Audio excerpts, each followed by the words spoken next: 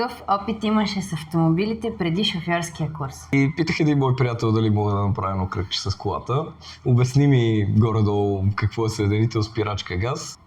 Повъртях насам натам и се запалих супер много да стана шофьор. И гаснеше ли на първите часове?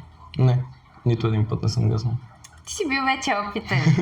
Извънградско или градско ти е по-любимо? Извънградско. Добре. Къде ще ходиш извънградско? Не знам, селата около София. Харесвам и около Връсното. Лесни ли бяха листовките?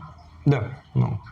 Най-скандалното нещо, което си видял по време на кормуването? Излизат от паркоместата без да си погледнат огледалата. Една мацка ме засече, просто излезе на шамар от паркоместото. Въобще без да се огледа. Шофьор в семейството? Баща ми. Станеш ли по-добър от него? Ще опитам. Предизвикателство ли? Да, доста добър шофьор. Какво слушаш в колата? Дръмен бас много ми допада за шофиране и техно. Има два типа шофьори. Едните са тихи и спокойни, другите са бесни и нервни. Ти от кой тип си? Ще съм по-рязък и по-агресивен. Добре. Харесвам бързите стартове. Какви емоции имаше на изпита ти по кормуване? Бях притеснен. След това се отпуснах супер много, понеже видях, че даяджията е супер голям пич и просто си карах.